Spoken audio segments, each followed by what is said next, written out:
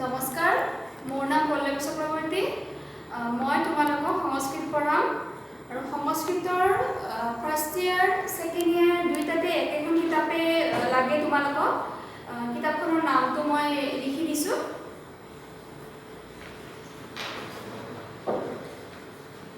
সংস্কৃত পাঠচয়নম বুলি কিতাপখন লাগিব।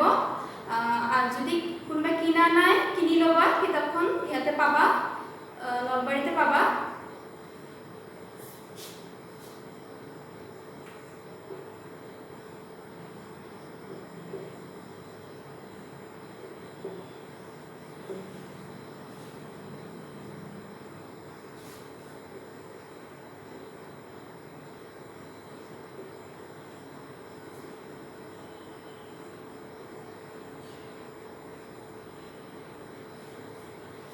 সংস্কৃত পাঠচয়নম বুলি কিতাপখন লাগিব আৰু এই কিতাপখনৰ তোমাৰ চাৰিটা ফাৰ্ষ্ট ইয়াৰত চাৰিটা পাঠ আমি পঢ়িব লাগিব। তাৰে দুটা কবিতা খণ্ড আৰু দুটা হৈছে কথা খণ্ড। আজি তোমালোকক একেবাৰে সহজ কথা খণ্ডৰ অসমীয়া সংস্কৃতি শীৰ্ষক পাঠী মই আলোচনা কৰিম অলপ। আৰু পাঠী লিখিছে ডক্টৰ অশোক কুমাৰ গোস্বামী ছাৰে। অসমীয়া সংস্কৃতি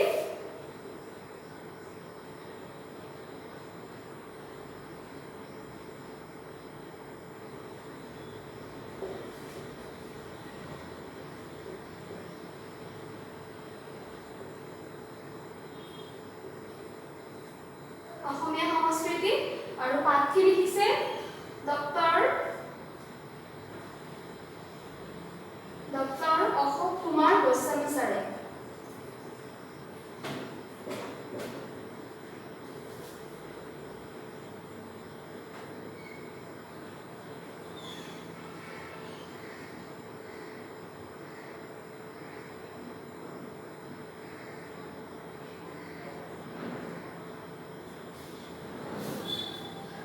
অশোক কুমাৰ গোস্বামী ছাৰে অসমীয়া সংস্কৃতি শীৰ্ষক পাঠটি লিখিছে। অসমীয়া সংস্কৃতি বুলি ক'লেনো আমি চবেই জানোৱেই, আমি আমাৰ অসমীয়া মানুহৰ কি সংস্কৃতি, কি লোকাচাৰ, ভাষা, ৰীতি নীতি, স্থাপত্য, ভাস্কৰ্য, কলা, তাৰপিছত আমি কি মঠ মন্দিৰ মানে আমাক লাগে, আৰু তোমাৰ লোকাচাৰ আটাইখিনি অসমীয়া সংস্কৃতিত সন্নিৱিষ্ট হৈছে। অসমীয়া সংস্কৃতি পাঠী মই আলোচনা কৰিম। অসমীয়া সংস্কৃতি ডক্টৰ অশোক কুমাৰ গোস্বামী। অসমীয়া সংস্কৃতি তাৱৎ অসমীয়া জাতেः সংস্কৃতি। অসমীয়া সংস্কৃতি হৈছে অসমীয়া জাতিৰ সংস্কৃতি। অসমীয়া সংস্কৃতি এব অসমীয়া সংস্কৃতিয়ে অসমীয়া জাতীয় জীৱনস্য প্ৰবাহিকা। অসমীয়া সংস্কৃতিয়ে অসমীয়া জাতীয় জীৱনৰ চালিকা শক্তি বা প্ৰবাহিকা। বহু জাত্যোপজাতি সংমিশ্ৰেণ গঠিতেয় অসমীয়া জাতিঃ। বহু জাতি উপজাতিৰ সংমিশ্ৰণৰ দ্বাৰা এই অসমীয়া জাতি গঠিত হৈছে। অতঃ অসমীয়া সংস্কৃতিः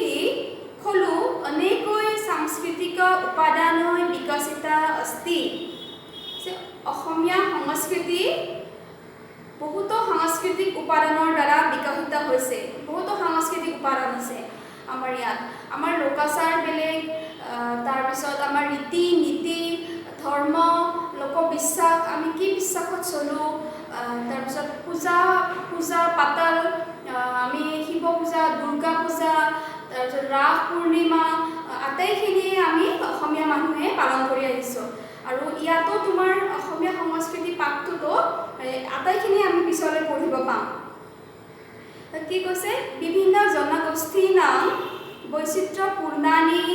বিশিষ্টাধ্যায়কানি চ সাংস্কৃতিক উপাদানানি অসমীয়া সংস্কৃতৌ সন্নিবিষ্টানি সন্তি। কি হৈছে? বিভিন্ন জনগোষ্ঠীৰ বৈচিত্ৰ্যপূৰ্ণ আৰু বৈশিষ্ট্য বাহক সংস্কৃত উপাদানবোৰ অসমীয়া সংস্কৃতিত সন্নিবিষ্ট হৈছে। কি কৈছে? বিভিন্ন জনগোষ্ঠী বহুত আছে আমাৰ, মিৰি, মিকিৰ, কাৰ্বি, বড়ো, কছাৰী, ৰাভা, তিৱা বিভিন্ন জনগোষ্ঠী আছে আমাৰ অসমত সেই জনগোষ্ঠীবিলাকৰ বৈচিত্ৰ্যপূৰ্ণ আৰু বিশিষ্ট বাহক মানে কি কৈছে তেওঁলোকৰ বিভিন্ন জনগোষ্ঠীৰ মানে কালচাৰ সংস্কৃতিটো সম্পূৰ্ণ বেলেগ আমি যদিও চব অসমীয়া তথাপি বড়োৰ বেলেগ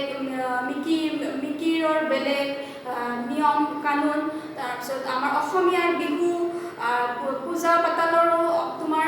বহুত কিবা কিবি বৈচিত্ৰতা আমি দেখিবলৈ পাওঁ সেইকাৰণে কৈছে যে বিভিন্ন জনগোষ্ঠীনাং বৈচিত্ৰ্যপূৰ্ণানি বৈশিষ্ট্যধায়কানি চ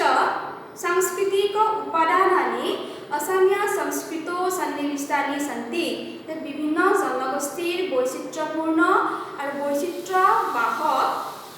সাংস্কৃতিক উপাদানবোৰ এই অসমীয়া সংস্কৃতিত সন্নিৱিষ্ট আছে ঐস্যাহ সংস্কৃতেহে এই সংস্কৃতিৰ ক্ষেত্ৰখন সুবিশালং সমুন্নত চ ইতি ঐতিহাসিকং নিৰ্বিবাদ চ তথ্যম কি কৈছে এই অসমীয়া সংস্কৃতিৰ ক্ষেত্ৰখন সুবিশাল বিভিন্ন ভৌগোলিক ক্ষেত্ৰ আমাৰ বহুত বেছি বিশাল এই অসমীয়া সংস্কৃতিৰ ক্ষেত্ৰখন সুবিশাল আৰু সুউন্নত বুলি ঐতিহাসিকবিদসকলে কৈছে আৰু এই তথ্যটো হৈছে বিবাদগ্ৰহিত মানে ইয়াতে কোনো অনিশ্চয়তা নাই আমাৰ যে অসমীয়া সংস্কৃতি আৰু অসমখন যে সুবিশাল আৰু সুউন্নত তাত কোনো দ্বিমত নাই বা ঐতিহাসিকবিদসকলেও এই কথা মানি চলিছে সুপ্ৰাচীনः সুদীৰ্ঘ ঐস্যা সংস্কৃতিः ইতিহাস এই সংস্কৃতিৰ ইতিহাস সুপ্ৰাচীন আৰু সুদীৰ্ঘ আমাৰ অসমীয়া সংস্কৃতিৰ ইতিহাস বুলি ক'লে বহুতখিনি আমি মানে জানিব পাৰোঁ আৰু ইয়াতে বহুত আগৰ পৰাই প্ৰাচীন কালৰ পৰাই আমি ইয়াৰে বিষয়ে পঢ়িবলৈ পাওঁ বিভিন্ন কিতাপ বিভিন্ন গ্ৰন্থত আমি অসমীয়া সংস্কৃতিৰ বিষয়ে পঢ়িবলৈ পাওঁ আৰু আমাৰ এটা সৌভাগ্য যে আমি সংস্কৃততো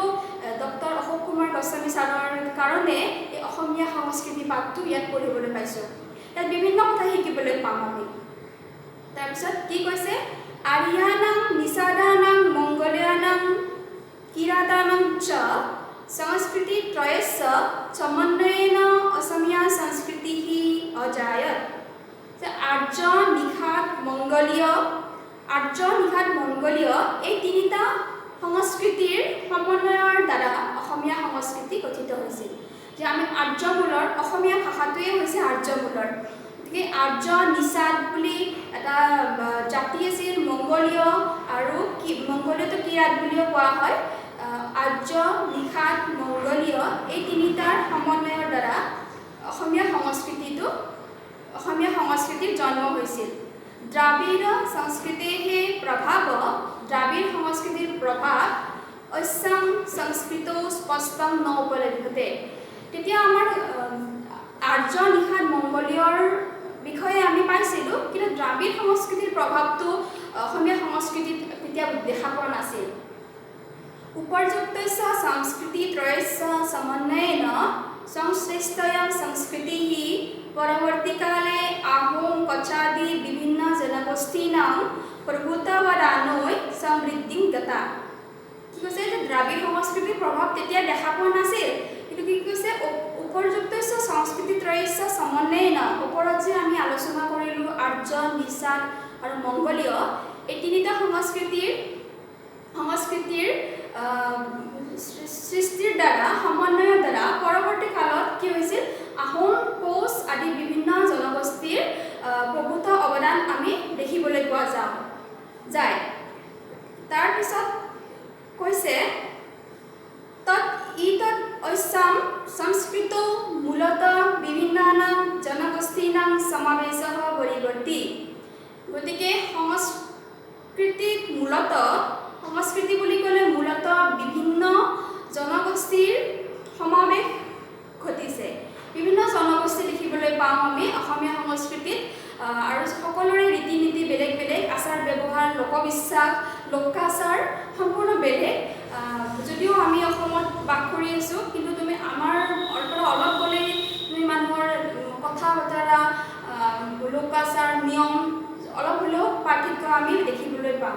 গতিকে কৈছে যে সংস্কৃত মূলত বিভিন্ন নাম জনগোষ্ঠী নাম সমাবেশ পৰিৱৰ্তি সংস্কৃতিত অসমীয়া সংস্কৃতিত বিভিন্ন জনগোষ্ঠীৰ সমাৱেশ ঘটিছে তথাপি ইয়ং সংস্কৃতি মিশ্ৰিত সংস্কৃতি ইতি বক্তুং ন শক্যতে তথাপি এই সংস্কৃতিক অসমীয়া সংস্কৃতিক মিশ্ৰিত সংস্কৃতি বুলি ক'ব নোৱাৰি यतोहि जिहेतुके शत वर्षेभ्यः पारस्परिक सौहार्देन गुणग्रही मनोभावेन प्रेम्णा सम्प्रीत्या च विभिन्नानां जनगोष्ठीनां सहवासेन च एषा संस्कृतिः अभिवतया साम्प्रतम् एकं रूपम् आदत्ते ইয়াতে কি কৈছে যে অসমীয়া সংস্কৃতিত বিভিন্ন জনগোষ্ঠীৰ সমাৱেশ ঘটিছে তথাপিও এই সংস্কৃতিক মিশ্ৰিত সংস্কৃতি বুলি ক'ব পৰা নাযায় কাৰণ শত বৰ্ষেভ্যः বছৰ পূৰ্বৰ পৰাই পাৰস্পৰিক সৌহাৰ্দেন পাৰস্পৰিক বন্ধুত্বৰ দ্বাৰা বা গুণগ্ৰাহী মনোভাৱৰ দ্বাৰা আৰু প্ৰেম সম্প্ৰীতিৰে বিভিন্ন জনগোষ্ঠীৰ সহবাসৰ ফলত অসমীয়া সংস্কৃতিয়ে অভিনৱ ৰূপ ধাৰণ কৰিছে ইয়াতে বহু বছৰ আগৰ পৰাই পাৰস্পৰিক সৌহাৰ্দেন পাৰস্পৰিক বন্ধুত্বভাৱেৰে গুণগ্ৰাহী মনোভাৱেৰে সম্প্ৰীতিৰে বিভিন্ন জনগোষ্ঠীবিলাকৰ সাংস্কৃতিক ৰূপটোত অভিনৱ ৰূপ ধাৰণ কৰিছে অসম প্ৰান্তে অধিকাংশতঃ জনা অনাৰ্যমূলীয়া অসম প্ৰান্তত অধিকাংশ লোকেই অনাৰ্যমূলৰ আৰ্যমূলৰ নহয় আমাৰ অসমীয়া ভাষাটো আৰ্যমূলৰ কিন্তু অসমত থাকিও বহুত মানুহ অনাৰ্য এতিয়াও অনাৰ্য হৈ আছে অনাৰ্যমূলীয়া কিন্তু প্ৰান্তস্য অস্য ভাষা অসমীয়া ইয়াক হলো আৰ্যমূলীয়া কিন্তু কি কৈছে এই অসম প্ৰান্তৰ ভাষাটো হৈছে অসমীয়া যিটো আৰ্যমূলৰ আগতে পালো আমি যে অসম প্ৰান্তৰ অধিকাংশ মানুহে অনাৰ্যমূলৰ আৰ্য নহয় কিন্তু ভাষাটো হৈছে আৰ্যমূলৰ আমি যিটো অসমীয়া ভাষা কওঁ সেইটো আৰ্যমূলৰ কিন্তু তাত যিবিলাক মানুহ বিভিন্ন জনগোষ্ঠীৰ মানুহ বসবাস কৰি আছে সেই আটাইবোৰ আৰ্যমূলৰ নহয় অনাৰ্যমূলৰ অতঃ অনাৰ্যানাং জাতিগত মিলনেন অসমীয়া সংস্কৃতিः ইতি নামধেয়া সুদৃঢ় সংস্কৃতিৰিয়ং বিকাশং গতা গতিকে আৰ্য অনাৰ্যৰ জাতিগত মিলনৰ দ্বাৰা অসমীয়া সংস্কৃতিয়ে সুদৃঢ় সংস্কৃতি ৰূপে বিকাশ লাভ কৰিছিল কি কৈছে আৰ্য অনাৰ্যৰ দুইটাৰ জাতিগত মিলন জাতি একে আছিল জাতিগত মিলনৰ ফলত অসমীয়া সংস্কৃতিয়ে এক সুদৃঢ় সংস্কৃতি ৰূপে বিকাশ লাভ কৰিছিল यदि साम्प्रतिकी অসমীয়া সংস্কৃতি নিৰীক্ষতে যদি সাম্প্ৰতিক বা বৰ্তমানৰ অসমীয়া সংস্কৃতিটো লক্ষ্য কৰা যায় তেতিয়া তাত অনুভূয়তে এইটো অনুভৱ কৰিব পাৰি যে ইয়াত অসম স্থানীয় জনগোষ্ঠীনাং সাংস্কৃতিক উপাদানৈ সহ সৰ্বভাৰতীয় সাংস্কৃতিক উপাদানানাং অপি সমধিকতয়া বিৰাজন্তে যদি বৰ্তমানৰ অসমীয়া সংস্কৃতিটো নিৰীক্ষণ কৰা যায় তেতিয়া স্থানীয় যিবিলাক জনগোষ্ঠী আছে মিৰি মিকিৰ কাৰ্বি কছাৰী ডিমাচা এই সকলো স্থানীয় জনগোষ্ঠীৰ সাংস্কৃতিক উপাদানবোৰৰ লগত সাংস্কৃতিক যিবোৰ উপাদান তেওঁলোকৰ সংস্কৃতি কি তেওঁলোকৰ লোকাচাৰ লোকবিশ্বাস কি তেওঁলোকৰ নীতি নিয়ম কি এইবোৰ যদি আমি লক্ষ্য কৰোঁ তাৰে লগত সৰ্বভাৰতীয় সাংস্কৃতিক উপাদানানাং অপি সমধিকতয়া বিৰাজন্তে সেইবোৰ কিন্তু সৰ্বভাৰতীয় সংস্কৃতিৰ উপাদানৰ সম পৰিমাণে বিৰাজ কৰে সৰ্বভাৰতীয় আমি যদি গোটেই ভাৰতবৰ্ষৰ সংস্কৃতি চাব যাওঁ তেতিয়া কিন্তু আমি এই অসমীয়া বৰ্তমানৰ অসমীয়া সংস্কৃতিটোৰ যিবিলাক অসমত যিবিলাক জনগোষ্ঠী আছে তেওঁলোকৰ সংস্কৃতিৰ মিল আছে এইটো আমি সৰ্বভাৰতীয় সংস্কৃতিৰ লগত আমি অসমীয়া সংস্কৃতিটো তুলনা কৰিব পাৰোঁ বহু বৰ্ণীয় সংস্কৃতি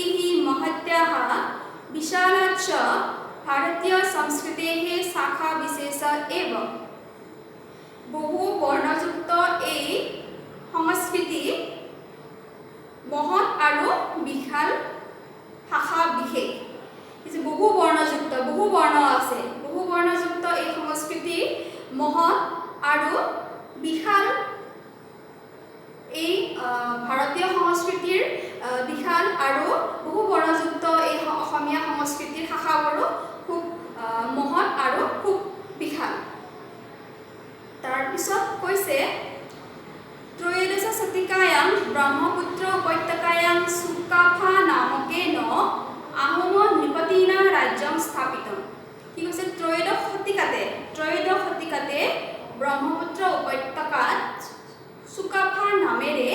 আহোম নৃপতিয়ে ৰাজ্য স্থাপন কৰিছিল ত্ৰয়োদশ শতিকাত পৰীক্ষাত আহিব পাৰে কিমান শতিকাত চুকাফাই ব্ৰহ্মপুত্ৰ উপত্যকাত আহোম ৰাজ্য স্থাপন কৰিছিল এইটো ত্ৰয়োদশ শতিকাত ইয়াত আৰভ্য ভৌগোলিকভাৱেন